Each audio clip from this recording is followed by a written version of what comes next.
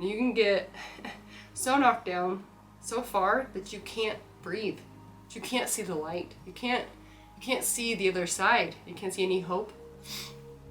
And I'm here to tell you that you can. What's up, what's up? Welcome to Flippin' with Mitch and Maeli. Here again. Today, I'm actually going to talk to you about my why. That's right. If you as a business owner don't have a why, or just are living your life without any purpose whatsoever, first things first, you're doing it wrong. So today we're going to talk about your why and why it's so important to make sure that you hold it dearly and that you do not, for any reason, forfeit your dreams and your why you're living, right? Okay, so we're going to break those down just a little bit today. And I'm going to share and be very vulnerable, if it's okay with you, why I do what I do, why I endure what I've endured, and how I've got here in the first place. Because most of you might not know my entire story, and the truth is, there's some really ugly, nasty laundry that's inside my story. So stick around, we're gonna dive right on into it. If you have more questions, I can't get into all of this on YouTube. First off, you probably don't actually care about the long story, right? But if you do want to know more, please reach out to me. I'd love to inspire you. I'd love to share all of my ups and downs and things that I've gone through to get me to where I am right here, right now. So with that being said, we'll waste no more time, we'll dive right into it. I actually grew up in a very interesting scenario. So I actually grew up in a cult, and that's interesting for some people just because they go, what? A cult? Yeah, I mean, I call it a cult. It probably wasn't necessarily a cult in the sense that, some other crazy people might think, but it was a scenario where I grew up and I was very sheltered, if that makes sense. So it was like this huge compound where it was 2 miles to drive into where we lived. It was in the middle of freaking nowhere, so no one knows where it's at. And it was a place where we were safe, which is nice, right? So I grew up very safe, and it wasn't anything scary, so, anything like that.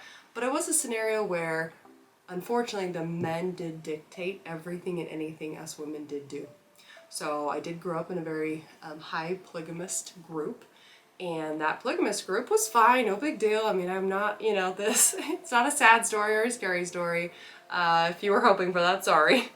But really, it just was a scenario where I didn't get to make choices. And most of everyone that lived or was in this religion didn't go to school, and they were home taught. Unfortunately, my home taught was mostly just street smarts, which honestly has paid off in my, latter years here, but I mean, on the compound, it's just not what it was, right? And more so than anything, I learned a lot. I had an incredible mother, superhero, right? Super mom, who taught me everything and anything she possibly could. But unfortunately, it left me to feel really dumb. So by the time I was 13, my mom did actually get out of the religion, and we escaped. My sister and I escaped, and my mom, right? She took us under her wing. We got out of there. We ended up living in all sorts of interesting scenarios. We lived in a really, really scary trailer park, and it has holes everywhere. But you know what? I had a roof over my head. I had food to eat. So my mom was a saint. The biggest part of this story was what I learned. My whole life, up until I was 13, I watched my father and all the other men in this, religion tell my mother and all the other women that they shouldn't speak unless spoken to. Now, that was really hard for me to see. I didn't know that that wasn't the case. I didn't know that that's not how it should be in the real world, right? But that's how it was. And so, unfortunately, my mom was told that she didn't have a voice and that everything she did was wrong. Everything that she did was wrong.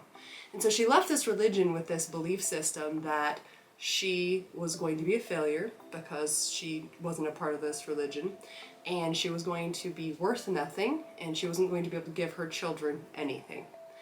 Can you imagine having this belief system, or maybe you are someone that has this mentality that you're not enough and that you will never be enough? For that, I'm very sorry, and I hope this video resonates with you and gives you some type of hope and inspiration that it's not true and that you can do incredible, impossible things. With that, I won't get into too much detail because it makes me all teared up. my mom did inspire me, and she did get out of a really horrible situation. I watched her do this. So, am I lucky? Oh yeah, I'm super lucky. But at 13, I was this really, really awkward, backwards child. I had some clothes. My mom was great at doing yard sale shopping, and my grandma was really good at doing yard sale shopping. So I had some clothes. Nothing amazing, obviously, but that's okay. I didn't need a ton. I was just grateful to go to school, frankly, right? And there I learned a lot. I learned that I was really weird and that I was super awkward and that everything I did was wrong. But because I learned at a really young age, at 13, all of my paperwork, everything that I turned in was spelled wrong. Everything that I did was wrong. All of it. Just red marks everywhere, right? And do better, do more, do more, do more. And that really kind of, I guess, helped me recognize that it's okay to fail fast. So for that, I'm super grateful, because at the time, I was just frustrated and I would just get so mad at myself because I thought I was so dumb. Well, I kind of was, right? I was just really backwards, didn't know how to behave in school or around people, or even how to do like book work that was in a classroom setting for any reason. Right? I'd never gone to school before that in a classroom setting scenario. So I learned that it's okay to fail, because I had to fail. I had no other choice if I wanted to go to school. And I kept learning and I kept learning, and I ended up getting a Sterling and Marketing Business Scholar actually when I graduated high school. I had read a book called Rich Dad Poor Dad, and that set me off for life. Honestly, that was the best book that I had ever read, and might still be today one of the very best books that I've ever read. So if you haven't read it, definitely get onto that train, because it's friggin' awesome. But it's interesting because your path will take you in so many different ways. And I really thought I wanted to be this business and marketing, lawyer and go off to college and do all these amazing things. But that's not what actually took place. I ended up actually getting married at 19 years old and had a daughter by the time I was 20, and decided to settle down in Laketon, Utah, of all places. I know, how crazy is that? I ended up getting my massage license because I thought, as a business owner, I'm like, ooh, what could I go to school for and get done the fastest possible? I'm sure maybe you're like, yeah, that could relate to that. What could because unfortunately I thought a degree is just not going to help me in what I want to do. I just wanted to be a business owner. That was it. And I wanted to help people. And so I did. That's exactly what I did. I got my license quickly so that I could become a business owner and open up a massage wellness center. And I got my fitness and nutrition specialist license, and started just, helping people lose weight and work from the inside out with, nutrition, but then help them with the massages. I ended up having 7 different locations, and it turned out pretty good. I got a phone call from my husband though, my ex-husband, and he said to me, Maeli, I have this really cool opportunity. I've supported you throughout all of your businesses, and he helped me literally build, like physically hand built some of my businesses. And, can it be my time to go figure out what I want to do? I thought, oh my gosh, finally, yes, go do you. Well, I got that phone call, and he chose to go do summer sales with Vivint. And that was really interesting because Vivint had a really cool program where they would teach these sales guys and fly them out to a certain location, open up a territory, and then allow them to do door-to-door knocking sales and earn every single day per whatever transaction they did. And, at the end of the summer, they should walk away with as much money as most people make throughout the entire year, but then have the entire year to play and goof off and do whatever else. Well, so he did. He takes off. I'm running the wellness centers and a network marketing company at the time. Anyway, 2 kids by now, and I'm 25 years old, and he's off in Michigan. Well, I get a phone call, and he says, I can't do it. I can't do it. I cannot figure out how to do this. And I thought, oh no. What are you talking about? He said, I'm going to owe $30,000 to Vivint at the end of the summer if I don't figure this out. What am I going to do? So I'd try and, just listen to him and try and go over his scripts and whatever I possibly could. Fast forward, I ended up actually flying out there with my 2 kids and having a nanny out there that would watch my kids while I would go help him door knock. I ended up actually going separate than him just to try and double down as much as we possibly could to get, $30,000 at that time was a lot of money. It really was. And oh my gosh, to pay it back would be just horrific. And so I did. That one summer though, and I came in super late because that summer obviously had started, but I had sold more that summer and made more money in that one summer than I had my entire life. One summer. Something really quickly happened in my mind. I went, wait a second. I can take control over my life. I personally can be responsible for my dreams, for everything that I want. I just need to know what I want. I need to know my why. And that's where the inspiration came from. I needed to figure out what I wanted to do to change the world, to be a better person, and to give my kids generational wealth. I do want to do an entire video on generational wealth, so I'm not going to dive into that because that is exactly why I do what I do today. But we're going to keep on with this interesting story that some of you care about. Maybe, I don't know. Hopefully I'm inspiring someone here. Basically, the key here is that I did, and I actually achieved my dreams and my goals that year. We didn't have to pay back the $30,000. In fact, I made like $250,000 in 3 months.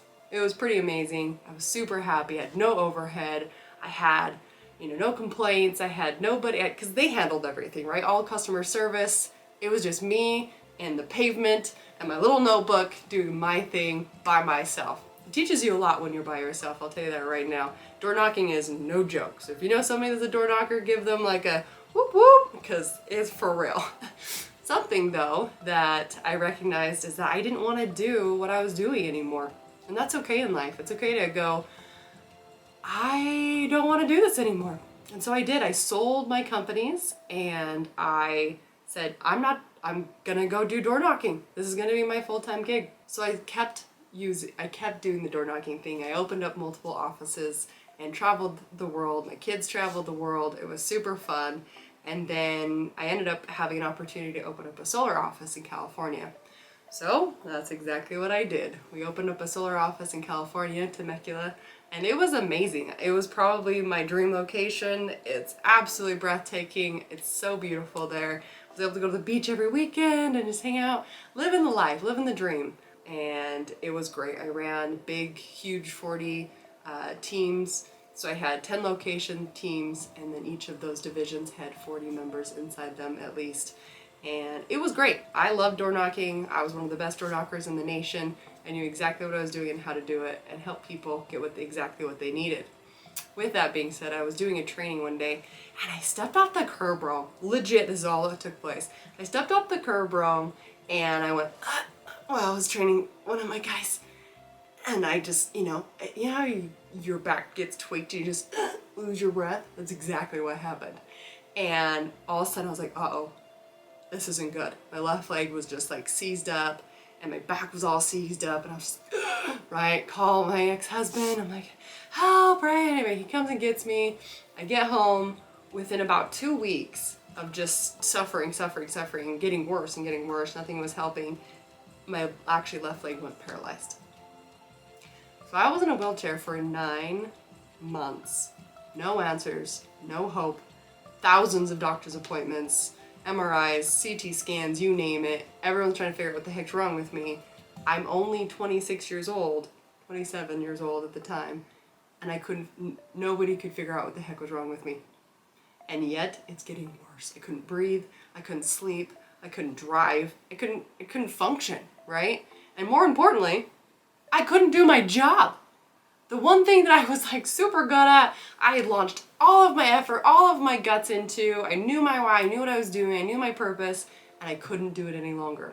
I had retired my husband for 2 years. He stayed at home and watched the kids and did the whole thing, and he was super, super dead, to be honest. That's crazy. My job was to knock doors. I couldn't do it any longer. People would laugh and be like, hey, Maeli, why don't you just roll up to the door? People would have, sympathy for you and you'd make more sales. People have steps to knock on their door. You can't just roll up to their doorstep, unfortunately. That would be very rare and very few homes that would not have steps. So anyway, I couldn't do it as my job, and I had this overwhelming feeling that we were going to get some results. But I ended up actually flying out to Scottsdale, Arizona, this really incredible spinal institution. Flew out there for 11 days. Mom flew out, stayed with my kids, and we were there with all the most horrific tests you can imagine they did to me to figure out what the heck was wrong. At the end of the 11 days, they told me, I'm sorry, we still have no accurate conclusion. We can tell that there's something going on in your left leg because it's this big and it's losing a ton of blood supply and it doesn't have the correct motor skills and sensation and nerves that it's supposed to, but we don't know why. We have no idea why. I'm sorry, right? Like they were just so sad and so sorry. And they said, but you keep telling me you know where it's at and that there is a problem. If you want us to do exploratory surgery, we will. But it's $80,000 out of pocket and insurance doesn't pay for it because it's exploratory surgery. Okay, so this is where the story gets interesting. We go home, I sleep on it, and I pray, and I just think, okay, that's all of my savings. That's everything that I have, right? And I hadn't been working for 9 months, so we were just losing. Bills were just stacking and stacking on top of itself. And we said, you know what? What if I could walk again? What if I did get my life back? Would I forfeit that chance? The answer was no. So I did do that surgery that very next morning. And within 4 hours after surgery, I was walking. And I did. I mean, I had the worst nerve damage and my left leg looked so disgusting. But I did. I started walking again and I had to relearn how to walk, tons of therapy. But what ended up happening was we foreclosed on our house. It sucked. We had to move. We lost everything. We ended up moving back to Layton, Utah, ex-husband's grandparents' basement with just our suitcases and our dog and our 2 kids. And started over. We had nothing. I had nothing to my name. Rock freaking bottom. Right? I was making between $450,000 to almost $500,000 a year those 2 years while I was doing solar. Great money. I was able to spend time with my kids. It really was fantastic. All taken overnight. All of it. I had to start over again. I had to figure it out. So, I, with my tail tucked between my leg, knew that I had to figure something out. Because I needed to figure out a way to make money whether I was dead, if I was alive, if I was sick or in bed, if I was in a wheelchair. My kids had to be taken care of. I was not going to allow my kids to go through what I went through. Not to say that my childhood was not a great childhood, because it was. But I didn't want to have that feeling of, oh no, when is the power going to be turned off? Oh no, are we going to have hot water? Oh, are we going to have gas? Are we, right? Those were all the things that I had to think about when I was a child. I probably moved 18 times in 12 years throughout my grade school and high school year.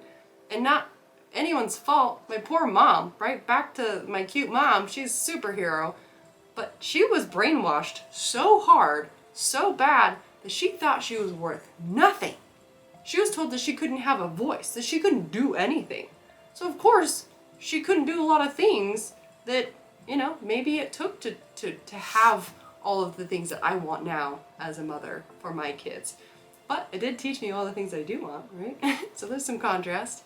And again, I had a fantastic childhood. Not saying that I didn't, but you can imagine, right? That's an interesting scenario. So back to the grind. So I'm laying there one night in the tub in the basement, this dungeon. Honestly, it was a dungeon at my ex-husband's grandparents' basement, and I'm laying there just like, right? Why me? Like, just so mad, so sad, just crying, just bawling, trying to figure out how I'm going to actually have my dreams again. What is my why? What's my purpose? Right? Why? Why did this happen? And I had this overwhelming feeling just take over my body and just be like, you have to do real estate. And I'd always wanted to do real estate. Like I told you, I read Rich Dad, Poor Dad, and that was my first book that inspired me to be a business owner in the first place. And he talks about real estate investing all the time, right? And if you then read Cash Flow Quadrant, he talks about being not just a small business owner, which was what I was for the last 7 years. I wanted to be an investor, be on the right side of the quadrant and make real money. And so I just thought, okay, well, I have zero money to my name, and you're voice, right, is telling me that I need to do real estate investing. Okay, cool. Yeah, sure. I'll figure that out. And then I just got this overwhelming nudge again where I was just like, yeah, rentals, because a well-managed rental will pay me whether I am sick, I'm in bed, on vacation, or I'm working. It doesn't matter if I'm dead, right? It'll continue past me and pay my kids forever. Generational wealth.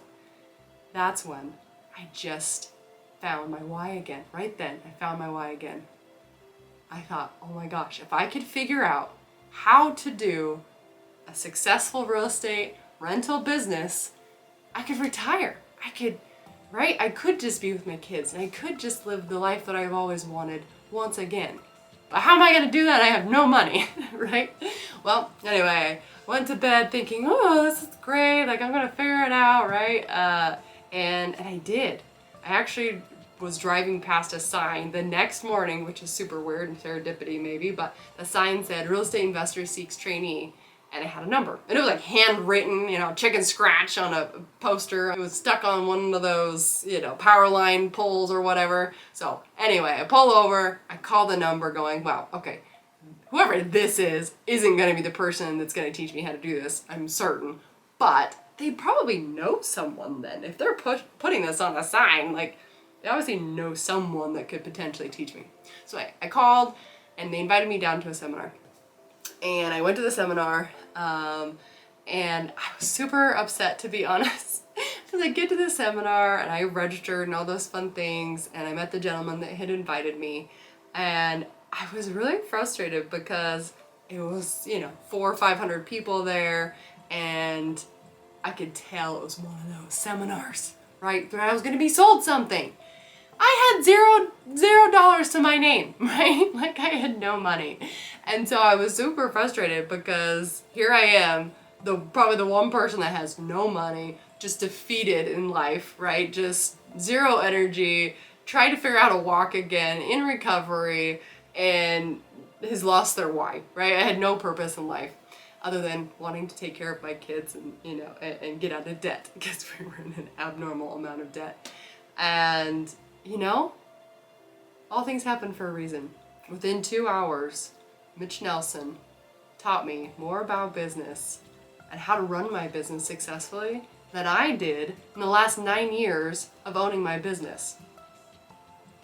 So, obviously, I was sitting in the back of the room just all, right, super mad. But by the end of the 2 hours, I was hysterical. I was first off super mad because I couldn't believe that I didn't know what I didn't know. I had no idea. There were so many wonderful business strategies that could have saved me and my family.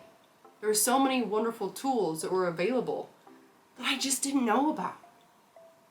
And that made me really sad and really emotional, and I felt so betrayed by banks and by educational institutes and by people that I know that I counted on and trusted to teach me all the ins and outs of being a business owner. And yet, once again, I was wrong. This whole time, 9 years of being a business owner, I was wrong. I was dead wrong. There's a lot of things I did right, but a lot of things I did wrong. And I just stewed on it and stewed. Went home, and the cost of the education at the time was $20,000. And my husband goes, yeah, okay, totally, let's do it, right? Let's figure that out. He was being very sarcastic, obviously, and I just had this overwhelming feeling that I knew, and maybe you know this too, that if you just had someone to grab a hold of me, grab a hold of you, and guide you, and hold your hand to show you how to do real estate investing, that you could. That was my feeling. I felt like right then, right there was someone, there were people, there was a community that could help me figure out how to get my goals, my dreams, and give me my why back. And so then I did, right? I figured it out. Actually a friend of mine borrowed me money. That's how it happened. Because Dave Dale, thank you. I love you. Oh, I just love you. Thank you. Because he was who fronted me all the money to figure out how to get this started, because he believed in me and he knew that I could do it. And he knew that he could be that person for me. And wow. 5 years later, here we are today, but we'll keep going through the story. I did get the education. I started, now this time I was going through a divorce. So my ex-husband did not want to do real estate investing. He thought that was the most risky thing he could possibly do. He went back to work, and you know, we were surviving, if you will. We were trying to climb out of debt. Not gonna happen. I wanted to live my life and do my dreams. And you know, sometimes in a relationship, and this is okay, right? Like either you're gonna grow together or you're gonna grow apart. And unfortunately, we grew apart. We wanted different things in life. Still stayed really good friends for the kids, obviously. My kids are now 14, 11, so we gotta stay close. He was just down the street, so that's cool, right? We can hang out and go to all the sports gigs and all that fun stuff together. But we separated. And during that time, I was a single mom, 2 kids, trying to figure out how to do real estate investing. So how I figured it out, and my maybe advice to you, is I listened to my education while I was working out, earbuds in, while I was driving to and from appointments. I was doing real estate at any point I possibly could. I was learning, hanging around people that were doing exactly what I wanted to do. And that's what it takes. You gotta be around a community. You gotta surround yourself around people who are doing more than you. That's it. That's the truth. If you're the smartest person in a room, get a new room, right? I think Napoleon Hill said that. I don't remember. But that is the case. And so I did. My first real estate transaction was a nightly rental. And that's exactly what I wanted to do, because I wanted to be able to travel the world, have nightly rentals or short-term rentals, Airbnbs across the nation, travel with my kids, and see the world, and know that it's generational wealth and that my kids would be taken care of if something happened to me or not, because those are being managed and I was going to be receiving income whether or not I was around. And that was so liberating to me. And really, it changed my life forever. That first nightly rental actually ended up cash flowing like $4,000 a month. It did turn into a flipping nightmare, so if you want to go check out the first flipping nightmare video that I did, the link will be in the description below. But it did end up turning sour. But that's not the point. It was my first real estate transaction. It launched me into being able to pay off all of my debt. I learned a strategy called velocity banking, and that one strategy allowed me to pay off $80,000 in back surgery debt within about 8 months, without changing really anything that I was doing. Just simply changing my understanding of the banking systems. I'm telling you this story, well, one, to remind myself of where I was, and to remind myself of where I've come from, and to be really proud, because in life you can get knocked down. And you can get so knocked down so far that you can't breathe. You can't see the light. You can't see the other side. You can't see any hope. And I'm here to tell you that you can. All you need is someone to reach out and grab you, pull you up from the dust, pull you up from hell, if you will, if that's where you're at. Let me be that person for you. I know that I can help you, and I know that the team that I have backing me can help you. I currently own $17.7 million in real estate. I have hundreds of rental properties across the nation. I do nightly rentals. I do short-term rentals. I do long-term rentals, buy and holds. I have multifamily properties. I'm working on currently a multifamily property where we're converting it into a fortune unit luxury apartment complex. We are working on, I've done a ton of wholesales, right? I can definitely teach you how to do that. I can help you find off-market deals, right? How to find these deals to make actually good money. Currently we're doing 9 fix and flips. We like to do 12, but currently we have 9 fix and flips in renovation. I do all the interior design. I set up all of that. Mitch obviously runs all the money side of it, so it's an awesome partnership in that sense. And we've flipped over 200 properties now. Do you think I have a little bit of idea, a little insight on how I can help you? The answer is yes, I absolutely do.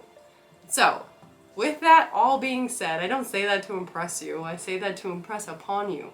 That if I can do it, you can too. End of story, you can too. So, I want you to take this information, please. Do not let this information go without hopefully touching you, inspiring you just a little to say, I can too. Pick yourself up off the floor if that's where you're at. Or maybe you're in a really bad deal right now and investing and you're just like, oh my gosh, how am I gonna get out of this? I structured it wrong and I can't get out. The answer is, yes, you can. There are strategies to get you out of whatever situation you are in. You just need some people that have been there before you. So I'm going to invite you to get a free one-on-one coaching call with me or Mitch Nelson or one of our elite coaching staff. All you have to go to is flipping.education. Right now, that's all you have to do. Jump on a call. You have nothing to lose. It's 100% free. This has changed so many people's lives. It's changed my life forever. I would not be doing what I do now. And I have that freedom, right? I have that sense of knowing that if something ever happened to me, my kids are taken care of. They're very, very much so taken care of. In the next video I'm about to do, I'm going to talk about generational wealth and how they're being taken care of and how I've structured, Roth IRA to fund real estate and how I've used an HSA for each of my children. They have a rental that's inside their HSA and they get tax-free money income every single year and not have to pay taxes on it at all, right? How do you do that? I'm going to be talking about that in the next video, why it's so important that I didn't know this information, why I was so furious. The next video I'm going to be talking about why I was so furious in those 2 hours and since then. How did I not know these things? How is this information not taught to us in school? I was furious. I don't want you to be furious any longer. Don't wait one more second. You should know this information. Everyone should know this information. If you think somebody should, if you know someone that's like, oh my gosh, like you need to talk to Maeli or you need to talk to Mitch, please send them this website, send them this video, right? If I've inspired you at all, please give it a like and subscribe and ring the bell, whatever. Give me a little funny comment in the section below if I, gave you a little bit of inspiration. Thank you for watching this video, as always. I'll see you on the flip side.